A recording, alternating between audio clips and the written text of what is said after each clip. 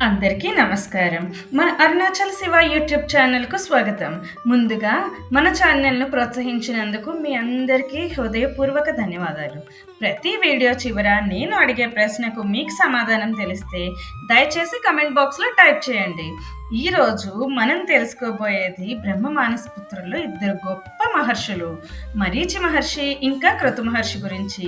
వీరి జీవితం, తపస్సు, వంశ పరంపర ఇవన్నీ మనకు ఎంతో విలువైన బోధలు చెబుతాయి. ప్రపంచ సృష్టిని ప్రారంభించిన మహర్షుల్లో మరీచి మరియు క్రతు మహర్షులకు ఒక ప్రత్యేక స్థానం ఉంది. వీరి జీవితంలోని విశిష్ట సంఘటనలు, తపస్సు, వంశపారంపర్య ఘట్టాలు ఇవన్నీ మనకు ధర్మం, భక్తి, జ్ఞానాన్ని బోధిస్తాయి. ఇక ఆలస్యం ఎందుకు, రండి తెలుసుకుందాం. మరీచి మహర్షి గురించి తెలుసుకుందాం. మరీచి అంటే కాంతి, ప్రకాశం అనే అర్థాలు ఉన్నాయి.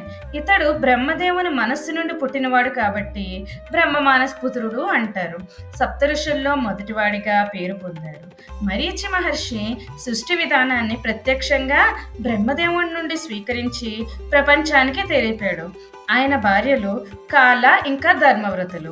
మరీచి మహర్షికి కాలాకు పుట్టినవాడే కశ్యప మహర్షి.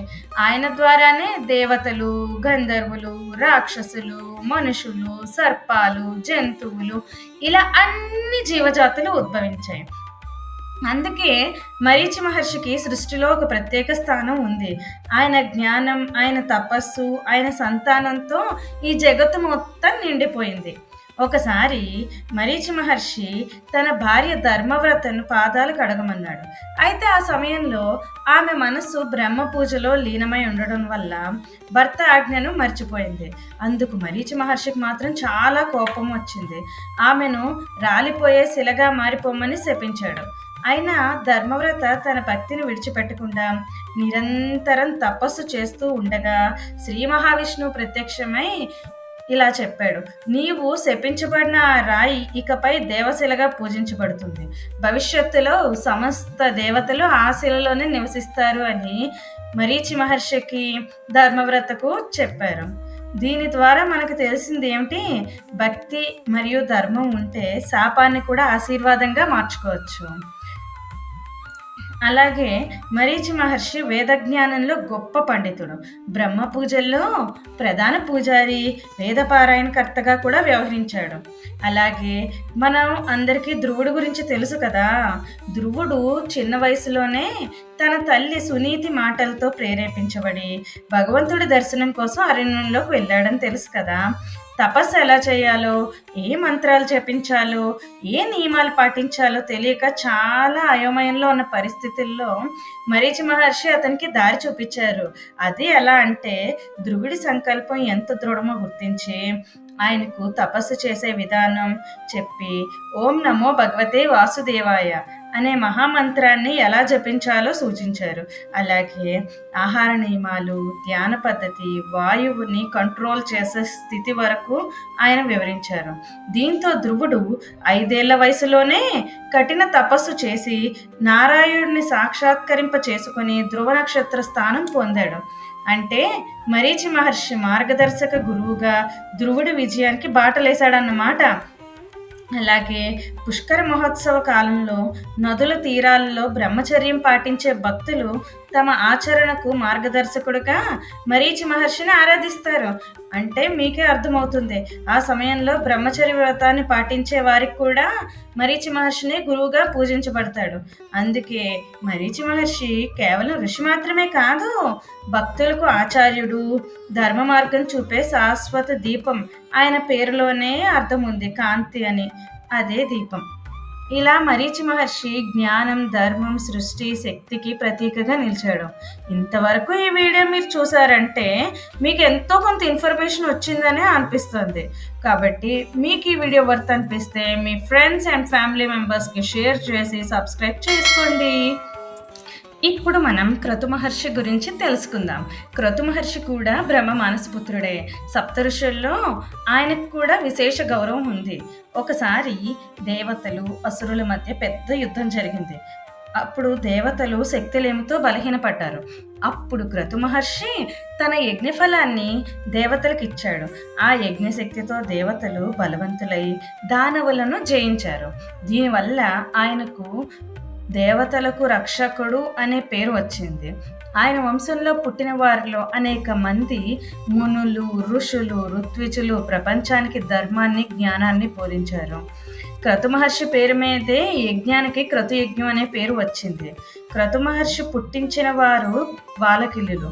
వాలకిల్లులు అనగా చిన్న చిన్న పరిమాణంలో, అరచేతి పరిమాణం లేదా బొటన వేలు పరిమాణంలో ఉన్న అమోఘమైన తపశ్శక్తి కలిగిన ప్రకాశవంతమైన 60,000 మంది మహర్షులు ఉన్నారు. ఈ చిన్న ఋషులు సూర్యుడితో కలిసి తెల్లవారుజాము నుండి సాయంత్రం వరకు అలా కదులుతూ ఉంటారు. వారు గాలిలో మనుగడ సాగిస్తారు.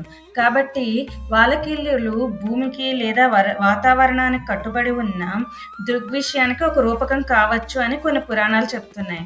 కొన్ని పురాణాల ప్రకారం ఈ ఋషులు 6,600 మంది ఉన్నారని చెబుతున్నాయి. వీరు ఎప్పుడూ వేదాధ్యయనం, యజ్ఞకార్యాల్లో నిమగ్నమై ఉండేవారు. ఒకసారి దేవేంద్రుడు ఒక గొప్ప యజ్ఞం నిర్వహిస్తాడు. ఆ యజ్ఞానికి వాలకిల్లీలు కూడా వచ్చి సహాయం చేస్తారు. వాళ్ళ శరీరం చిన్నది కాబట్టి పెద్ద పెద్ద కట్టెలు మోయలేక చెక్క పెంకలు అంటే చిన్న చిన్న కర్ర ముక్కలు మాత్రమే మోస్తారు. కానీ వారి హృదయంలో ఉన్న భక్తి, తపస్సు, కర్తవ్యబద్ధత ఎంతో గొప్పది. ఇంద్రుడు వారిని చూసి, ఇంత చిన్నగా ఉన్న వాళ్ళు ఏం చేస్తారు, వీళ్ళ సహాయం నాకెందుకు అని తక్కువ చేసి ఎగతాళి చేస్తారు. ఆ అవమానం వాలకిల్లులకి చాలా బాధ కలిగించింది. వారు ఆగ్రహంతో తపస్సు ప్రారంభించి, మేము కొత్త ఇంద్రుని సృష్టిస్తాం, ఈ ఇంద్రునికి ఇంద్ర పదవిని దూరం చేస్తామని సంకల్పించారు. ఇంద్రుడు భయపడి కశ్యప మహర్షిని ప్రార్థించాడు. అప్పుడు కశ్యపుడు వాలకిల్లులను ఆపి వారిని కాస్త సాంత్వనపరిచి, వారి తపస్సు ఫలితం వృధా కాకుండా వినత అనే స్త్రీకి ఫ్యూచర్లో శుభ ఫలితంగా ఉపయోగపడుతుందని చెప్పారు. ఆ తపఫలితమే వినతకు గరుడు జన్మించేలా ఆ శక్తి, వారి తపశక్తే గరుడు. ఆ గరుడే తర్వాత ఇంద్రుని ఒక యుద్ధంలో ఓడించి తన తేజస్సును చూపించాడు. చిన్న పెద్ద అనే రూపం ముఖ్యం కాదు. భక్తి, తపస్సు, కర్తవ్య నిబద్ధత ఎప్పటికీ వృధా కాదు. ఇంద్రునిలాగా అహంకారం ఎప్పుడూ దెబ్బతింటుందనేది ఈ విధంగా మనం తెలుసుకోవచ్చు. క్రతు మహర్షి బ్రహ్మకార్యాల్లో ప్రధాన సలహాదారుల్లో కూడా ఒకరు. అర్జునుని బ్రహ్మోత్సవానికి హాజరయ్యారు. అలాగే స్కందుడి జన్మ వేడుకల్లో కూడా పాల్గొన్నారు అని పురాణాలు చెప్తున్నాయి. ఇలా మరీచి మహర్షి, క్రతు మహర్షి ఇద్దరు బ్రహ్మ మానస పుత్రులు. వీరిద్దరి జీవితం మనకు చెబుతున్న పాఠం జ్ఞానం, ధర్మం, త్యాగం. ఇవే నిజమైన ఆధ్యాత్మిక సంపదలు. మరీచి కాంతి, సృష్టి, జ్ఞానానికి ప్రతీక అయితే క్రతు మహర్షి తపస్సు, యజ్ఞం, త్యాగానికి ప్రతీక. ఈరోజు ప్రశ్న: కశ్యప మహర్షి భార్యలైన వినత, కద్రువల్లో వినత తండ్రి ఎవరు? వినత అంటే గరుడు తల్లి. ఆ గరుడు తల్లికి ఉన్న తండ్రి ఎవరు? తెలిసిన వాళ్ళు వెంటనే కమెంట్ బాక్స్లో టైప్ చేయండి. ఈ కథ మీకు నచ్చినట్టయితే లైక్ చేయండి, మీ స్నేహితులతో షేర్ చేయండి. ఇంకా ఇలాంటి పురాణ కథలు ఇంకా ముందుగా ఎక్కువ తెలుసుకోవాలంటే మా యూట్యూబ్ ఛానల్ని సబ్స్క్రైబ్ చేసుకొని బెల్ ఐకాన్ని ప్రెస్ చేయండి. జై హో సనాతన ధర్మం. జయ హో సనా